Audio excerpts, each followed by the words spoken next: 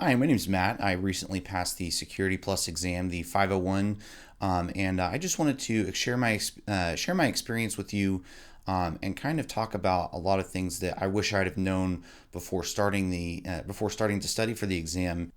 Just the general philosophy of the exam, what to focus on, what not to focus on, and just the really understand what the test is trying to do. And what it's doing is it's trying to prove that you're ready to go out and get a job in the real world, and prove whether or not you're ready to actually do that job successfully. So the way that they do that is putting you in a real world situation, and giving you general information about a situation. You have to analyze information and then make a determination based off of that. But you really don't want to focus on the exam itself, because what's on the exam could be really almost anything. A lot of people ask me specifically what questions I was asked on the exam, and really you don't want to know, because first of all, what I was asked on the exam could be not asked on your exam, or something that I was asked on my exam may not be on yours at all. And that thing that you just focused on, just because they asked me of it, you might not even see that on the exam. And really, you almost don't want to know what's on the exam, because in the real world, you're not going to be prepared for every single situation. So you need to be able to be presented with a new situation, take a look at it, use those critical thinking skills, and then come up with the solution based on what you have available to you. One of the things about my exam is I had a couple of questions where I was reading the question and I thought, oh yeah, I know exactly what the answer is going to be, and then I looked at the answers that were available and the tool that I was looking for just wasn't there. So I had to look at the tools that were there, and pick whichever one worked the best. So it's putting you in a situation that does not have a cut and dry answer.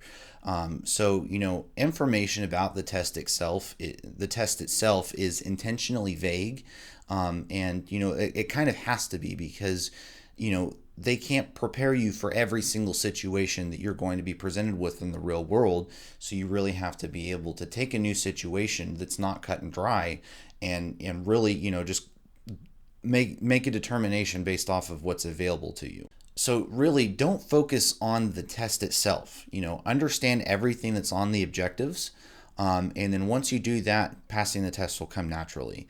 The test itself has to be vague, because if they were asking the same questions, and if you knew exactly what was going to be on the test, you'd be able to give a canned answer, and that doesn't prove whether or not you can work in the real world. There are brain dumps out there where you can get a list of every single question that they could ask you, but obviously those are unethical. If you're caught using it, they will invalidate your test, and void your certificate, and then you can't take the test again for over a year. And really, you don't want to know what's on the exam, because if that's how you pass the test and you go out and get a real job, you're not prepared to do the job, and you're going to look really stupid. So really, don't focus on the test itself. Focus on understanding everything that's on the objectives list, and have a real tangible understanding of how to use those in a real world situation, being able and be able to apply those to really any situation. Being that the test is so vague, it can be tricky to study for it, because with most multiple choice tests, you can prepare yourself for a specific answer and or you can prepare yourself for a specific question and have a specific answer ready and prepared for you. But being that it's so vague, you can't really do that. So the best way to study is anything that has an actual interface, whether it's the command line or Wireshark, or like a firewall or something like that. Try to use those as much as possible. Play with the settings on your router. I was surprised at how much I not necessarily learned, but kind of just was able to really internalize and understand better just from reading about an access point, and understanding like the encryption, what it can use, just going into your own router settings and messing with that, disabling SSID broadcasting, or looking at, the MAC addresses of all the devices that are connected to it. You can actually, that can actually help you understand quite a bit about a wireless access point, or using ZenMap, to look at all the devices connected to the network. Just using those tools really helps you kind of grasp and understand what those are for and how you can use them. Also opening the command line, and using things like Nmap, and looking at the output of it and just kind of seeing what it looks like, that really gives you a better understanding beyond just a textbook definition of what those tools are for. If you're looking at a question and, it's asking you about a specific tool, and all you can think about is just the textbook definition of that tool, you really don't understand that tool well enough.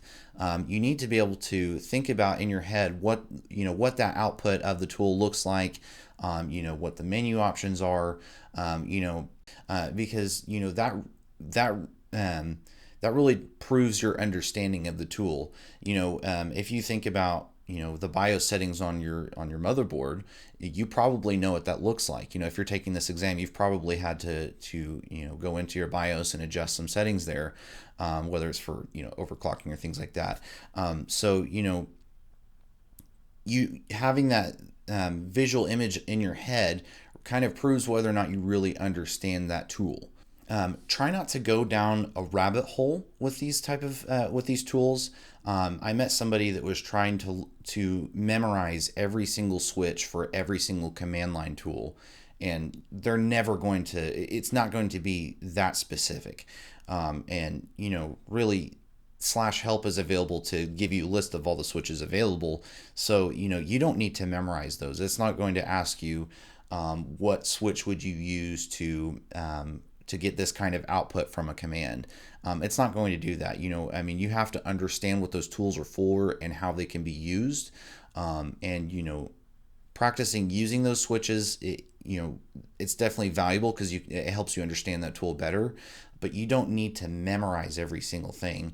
You could probably take an entire course on how to set up a firewall, the settings that you can change on it. There's an infinite number of things that you could learn specifically about firewalls. You really need to only understand specifically what's in the objectives list. If it's not on the objectives list, don't worry about it. Don't ignore those things, understand them, and those little details of it, they can help you understand that tool better, but it's not something that you need to just brute force memorize. Again, this test isn't about memorization, it's about understanding. It's about being able to use those tools in the real world.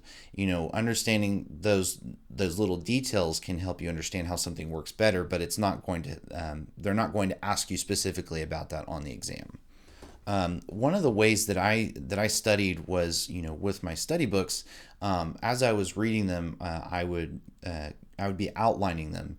Every time, as I was reading through it, I would write out in my own words just kind of bullet points about each of the topics talked about.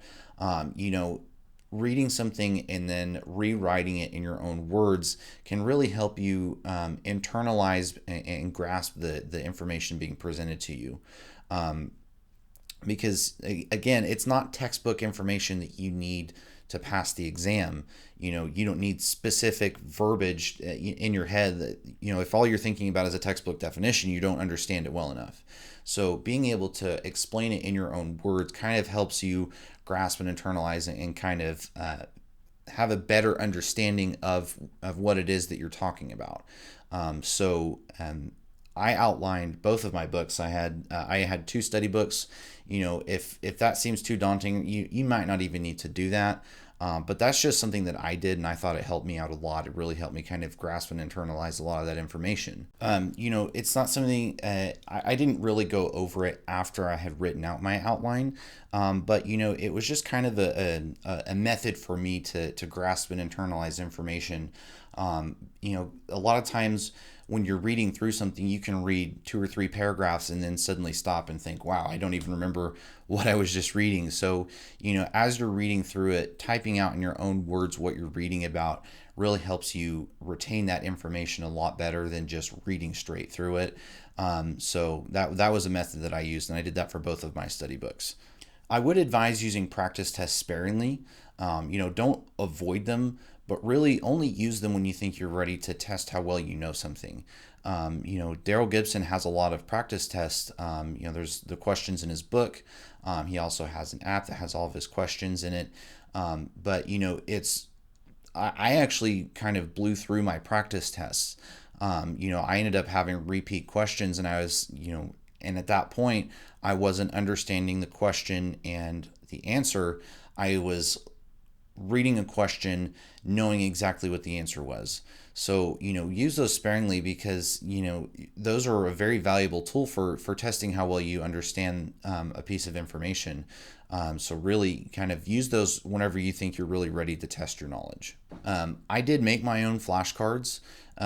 Flashcards are a brute force memorization tool, so you don't want to rely on them too much. But they do kind of help you repeat and internalize and really retain some of that information. Textbook information, textbook answers aren't necessarily bad. It's just that's not everything that you need to pass the exam. It's a good first step to getting there to really understanding something is, if you can remember the definition or the general explanation of what a tool is for, that's the first step to really being able to understand that tool and what it is used for and being able to apply that in the real world. As far as a list of, I'll just go over all the tools that I use to study for the exam. One of the most valuable ones that I used was actually Discord. There's a Discord study group for CompTIA exams. They have them for, I think, pretty much all of the different exams: A plus, Net plus, Sec plus, the whole list of people that just kind of get together and help each other. So finding a study partner is a really valuable tool, and that's a great place to meet other people that are also taking the exam. And something that helped me out a lot was having a study partner that A, kept me accountable, but B, we kind of fed off of each other as far as helping each other learn. Not only did he help me learn, but whenever I was helping him learn, again, having to explain things in my own words really helps internalize and hammer down that information in your head, and it really helps you determine whether or not you actually fully understand that concept. So having a study partner is a very valuable tool. Even if it's just a group of people or what have you, getting on and studying with somebody else can really, really help you really understand the information that you're going over. I did use a couple of books. I used Darril Gibson's book and the All-in-One Security Plus book, for both of those for 501. Again, I outlined both of those. They both have pretty good practice questions in the books. Again, just outlining as I was reading through, it's a great first step to really understanding those concepts. Again, textbook knowledge is not going to get you all the way. You really need to practice using the tools that they talk about. But I really liked Darril Gibson's book. I got the All-in-One Security Plus book second. I had finished reading the Darril Gibson's book, and I had outlined it, but I just really felt like I wasn't quite getting there. So I used the all-in-one book to see things explained in different verbiage. I don't think it's necessarily a great the all-in-one book. I don't think it's necessarily a great first book to use. Some of the way things were explained, I think they went into a little too much, nitty gritty detail, which I don't think is really necessary for the exam. I like the way things were explained better in Gibson's book, but seeing things explained a little bit differently with a bit more detail definitely helped me retain that information a little bit better. I used a few different apps. Darril Gibson's app, it does cost money, but I do think it's well worth it. You get all of his practice tests and practice questions. There's also all of his flashcards that he's prepared are in the app as well. I thought the flashcards I did use quite a bit, and I don't think those are something that you should use I didn't use them quite as sparingly as the tests, and I think that's fine. That those are a great way to kind of, you don't see the answers available, so you do have to think about that, and it is kind of a memorization tool. Again, those aren't going to get you all the way. You do still need to practice as much as possible, but as they do help kind of hammer down some of that information. I also used PocketPrep. It's another practice test service. Again, it does cost money, but I do think it's well worth it. I don't like some of the questions that they ask. I think they go a little too far down the rabbit hole of certain things, like fire suppression. They were asking questions like, what type of fire extinguisher do you use on a cooking oil fire? Those kinds of questions aren't going to be on the test. So in that regard, I didn't those there are certain questions that I don't think are relevant to the exam, but beyond that, I do think it was a great tool. It gives you all of your metrics for past exams, and it'll tell you on what sections you're doing well on and what sections you need to improve on. And so it's great to be able to take an exam, go back and see which questions you got wrong, and say, I'm not doing quite as well in cryptography or PKI, and being able to go through and restudy those and kind of review those to be able to do better in the future. Again, I think they have something like 500 questions total altogether. So you do want to use that tool sparingly. But whenever you are ready to really test your knowledge, I think it's great. And being that there's a few ringer questions that I think are kind of irrelevant, if you're getting those questions and you're still passing, then I think that's a pretty good indicator that you're doing well. Like you're able to get questions like that and still pass the test. I think it's kind of a pretty good indicator of how well you're doing. And then there was also, I think it was the Exam Compass questions. It's just another repository of practice questions to use. They were pretty good as well. As far as which ones were most accurate to the exam, I do think Darril Gibson's was probably the most relevant to the exam. They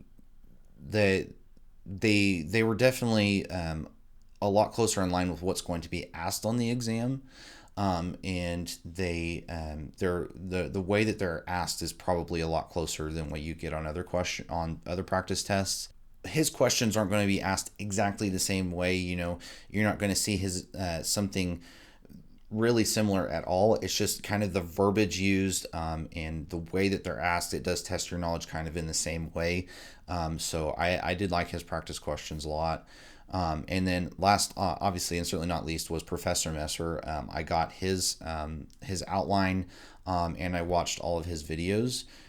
His videos were extremely helpful, especially for cramming, especially things like incremental versus differential backup. The way he explained things was really good, and he has the visualizations to go with them.